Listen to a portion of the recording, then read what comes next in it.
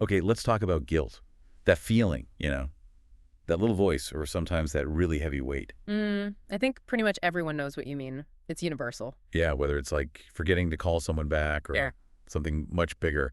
Welcome to the deep dive. Glad to be diving in. Today we're really getting into guilt. Yeah. We've looked at a whole bunch of sources, psychological research, therapist perspectives, even cultural angles. Yeah, quite a mix. Articles from places like BetterHelp, Wikipedia, Frontiers in Psychology. There was that Reddit thread from therapists. Oh yeah, that was interesting. NOCD, Brene Brown's site, NAI, Mainline PA. A lot to draw from. Definitely. And the mission basically is to unpack it. Like, what is guilt? When does it actually help us? And when does it just hold us Like back? how it affects us, physically and mentally, and maybe offer some ways to handle it. Exactly. So let's start there with the physical side. It's not just a thought, right? It actually hits your body. Oh, absolutely. Our bodies react very strongly. Research shows when we feel guilty, stress hormones often get released. We're talking cortisol, adrenaline. Ah, the usual suspects for stress. Right. And that leads to physical stuff. You actually feel maybe sweating, your muscles get tense, heart beats faster, Yeah, I know that feeling. or trouble sleeping. It's basically your body going into a stress response because of the emotion. That makes so much sense. That knot in your stomach isn't just metaphorical then. Not at all. Okay, and psychologically. What's happening in our heads besides just feeling bad? Well, it can spiral into some pretty difficult places. You might feel helpless or powerless. Self-doubt creeps in. Mm-hmm. Shame can get mixed in there too, which hits your self-esteem. And the really important thing is if this guilt just hangs around unaddressed, It gets worse. yeah, it can have really serious long-term consequences. The sources link chronic guilt to things like depression, anxiety, even self-harm or substance misuse sometimes. And it can mess with your decision-making, your relationships. It's like this cloud that follows you. Makes it hard to feel open to things. So definitely not something to just brush off. You mentioned the brain earlier. Are specific parts lighting up when we feel guilty? Yes, exactly.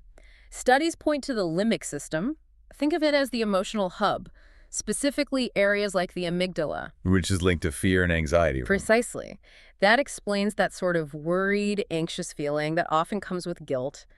And then there's the prefrontal cortex, which is more about logic, thinking, trying to figure out what to do about it. The frontal lobes are involved too. So part of the brain is sounding the alarm, and another part is trying to solve the problem. Kind of, yeah. And there's even research suggesting guilt can affect, like, your digestion, how you swallow, heart rate, breathing. It's really whole body. Incredible how deep it goes. Yeah. Okay, so we use the word guilt all the time, but maybe we should pin down what we actually mean.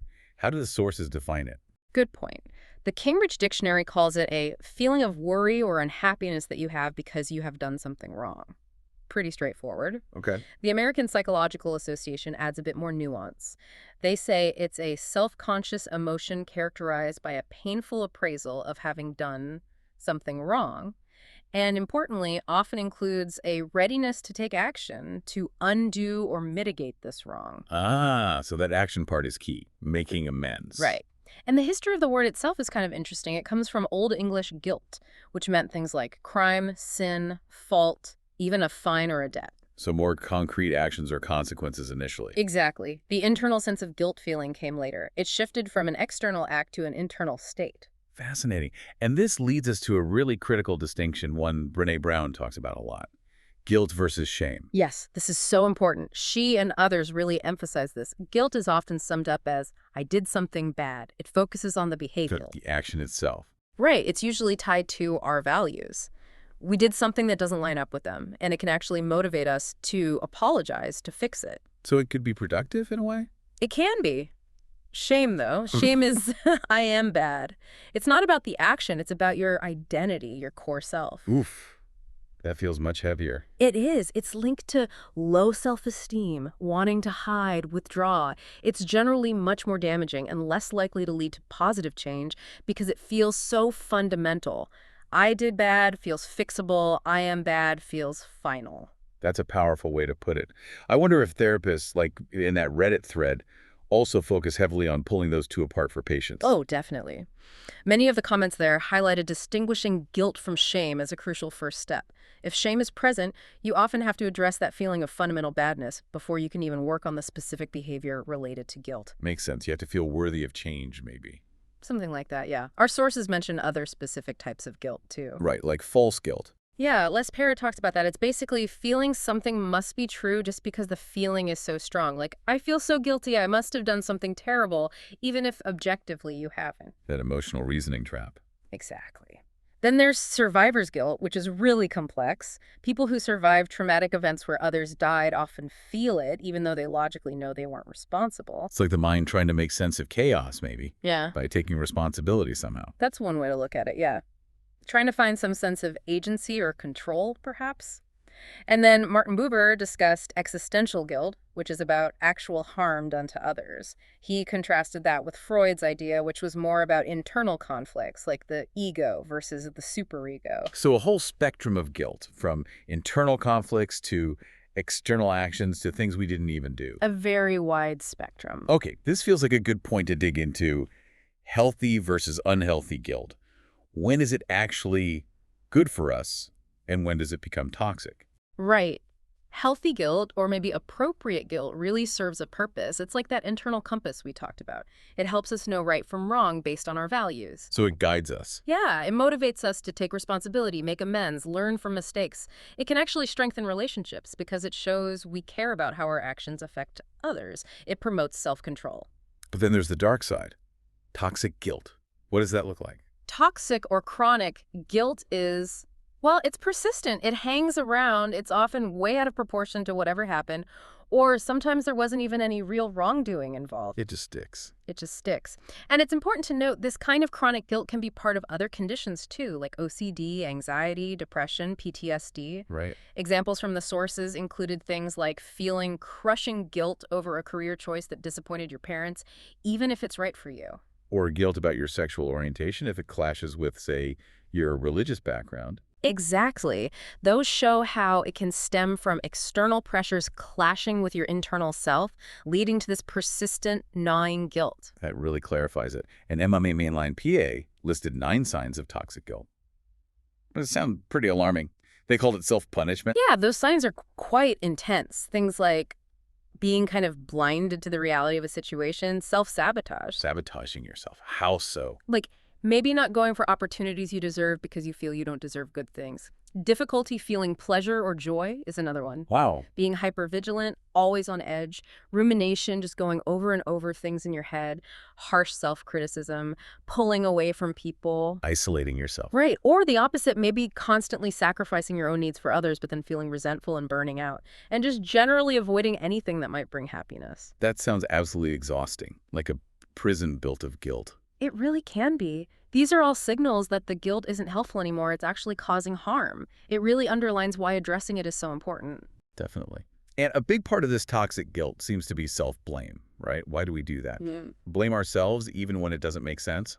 It's complex, but there are a few common reasons. Sometimes it's actually easier than blaming someone else. Maybe you fear conflict or you don't want to damage a relationship. So you take the hit yourself. Yeah. Another reason is about control or the illusion of control. If you blame yourself for something bad happening, it implies you had some power over it, which can feel weirdly less scary than accepting that some things are just random or outside your control. That's a fascinating paradox.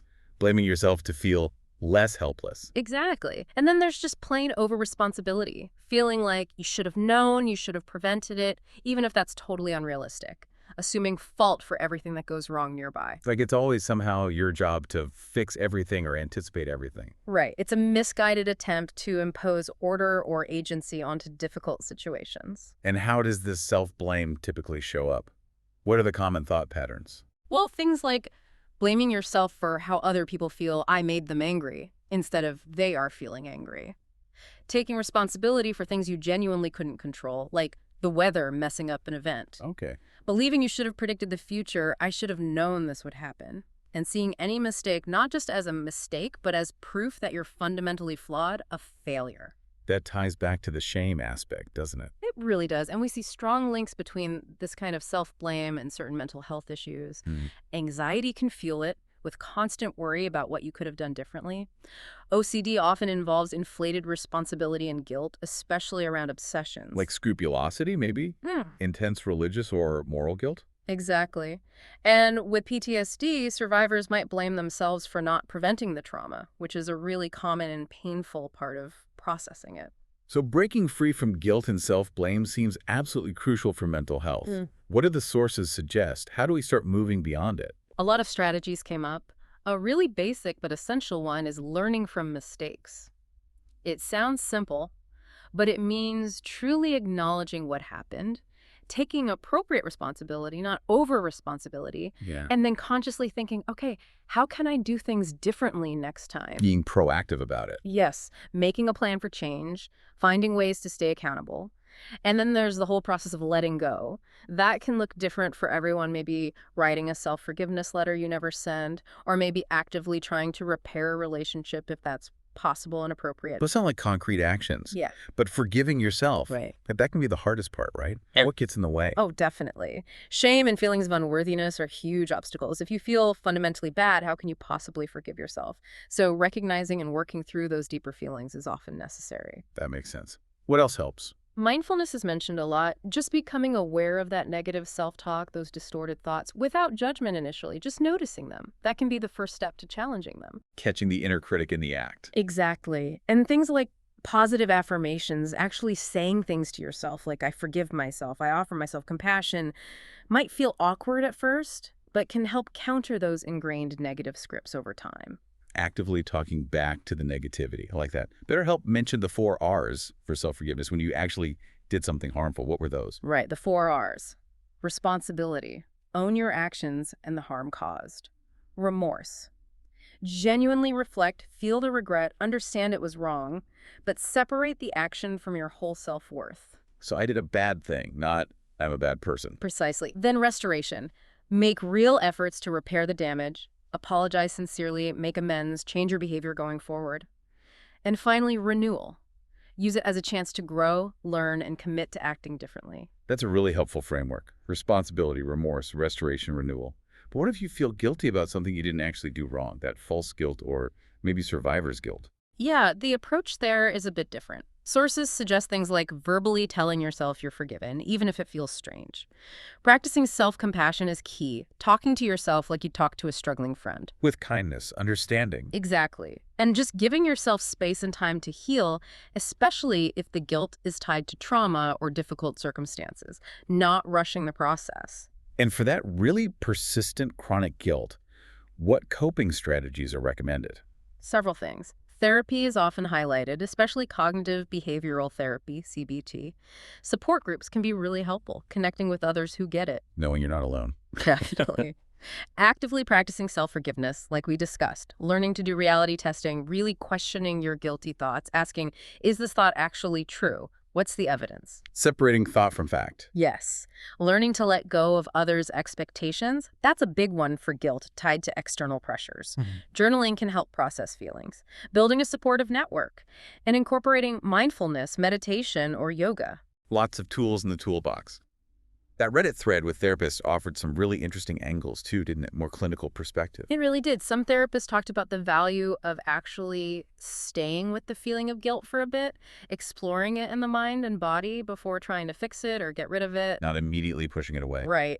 Others emphasize, again, that guilt-shame distinction, using DBT dialectical behavior therapy principles to ask, does this emotion actually fit the facts? Is it effective right now? Is it helping me move toward my values? So questioning the function of the guilt. Exactly. CBT focuses on challenging the underlying thoughts. ACT acceptance and commitment therapy looks at whether the guilt aligns with your values or blocks you from living them. Some talked about reframing feelings as neutral messengers. Just information. Yeah. Teaching clients about justified versus unjustified guilt, using mindfulness for the unjustified kind.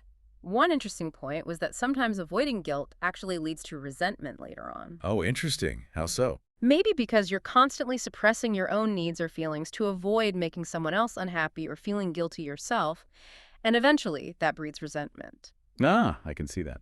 There were mentions of ARM, neuroaffective relational model, insights on guilt and shame, connecting guilt to unmet needs using nonviolent communication ideas, normalizing the feelings, exploring past experiences that might contribute to excessive guilt now. So really understanding the roots of it. Yeah, a very holistic view. One therapist even mentioned, for some irrational guilt, exploring a kind of proportional, symbolic amends or acknowledgement just to help the person process it. It really shows how tailored therapy needs to be. Yeah. And OCD also had specific tips for stopping self-blame, right? They did. One really practical tip was asking yourself, if my best friend were in this exact situation, would I blame them the way I'm blaming myself? That's a great reality check. Puts it in perspective. It really does. It encourages self-compassion. They also advise reframing your inner talk, focusing on actions you can take rather than outcomes you couldn't control, staying present, ditching perfectionism. Easier said than done sometimes. Absolutely, and connecting with trusted people. And for specific conditions like anxiety, OCD, PTSD, therapies like ERP, exposure and response prevention, or PE, prolonged exposure, can be very effective in tackling the self-blame cycles directly. Gradually confronting those difficult thoughts and memories. In a structured, supportive way, yes. And NAMI's steps for moving past toxic guilt sounded very action-oriented, too. They were. First, distinguish the good guilt from the toxic guilt. Then, for the good guilt, make effective amends or apologies. Okay. For the toxic guilt, the steps involve stating your truth about it to yourself and someone trusted. Then, claiming your territory, identifying and asserting your own needs and desires. Setting boundaries. Exactly. And bracing for potential pushback, others might not like your new boundaries. Then, consciously letting go of trying to control how others react. And finally, patrolling those boundaries to avoid slipping back into old patterns. That sounds like a real process of reclaiming yourself from the guilt. It does. It involves both internal shifts and changes in how you interact with the world. Okay, let's shift gears slightly. We've talked a lot about the negative side, but sources also mention guilt as a moral motivator. How does that work? It's the idea that healthy guilt can actually push us towards doing the right thing.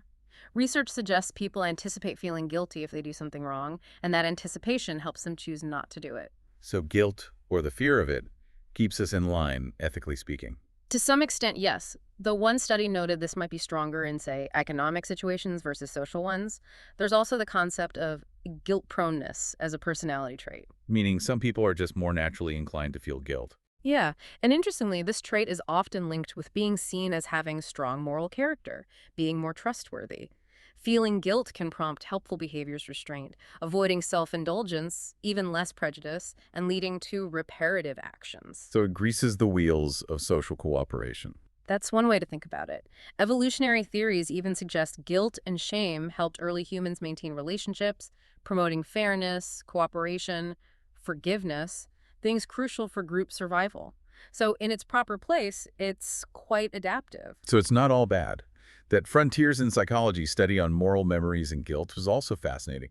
What were the key findings there? They looked at those key memories that define our moral selves. They found these memories are usually easy to bring to mind. They feel vivid and real, seen from a first-person view. Okay, like you're reliving it. Kind of. But interestingly, these memories were often less positive, maybe less emotionally intense overall than other types of memories, sometimes a bit fuzzy on the timeline and maybe didn't quite align with how we see ourselves now, and people didn't tend to share them often. So they're important, but maybe uncomfortable memories. Seems like it. And they found links between how much wrongdoing someone reported and how easily they could access these memories. More wrongdoing meant less access. Like the mind trying to bury them. Possibly. Yeah. And specifically with guilt, feeling more guilt about a memory was linked to it feeling more real, more vivid, but also, paradoxically, more likely to be hidden or denied. Wow. So the guilt makes it feel more real, but also makes us want to push it away harder. That's complex. Very complex interplay between memory, emotion, and our sense of self. And finally, culture plays a role too, doesn't it? Yes. Briefly mentioned was the idea of shame-based versus guilt-based cultures.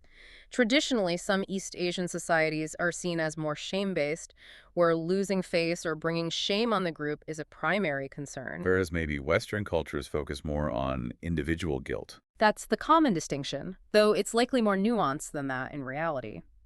And it's interesting how religious traditions, like Christianity and Islam, inherited ideas about guilt from Judaism, Persian, and Roman influences.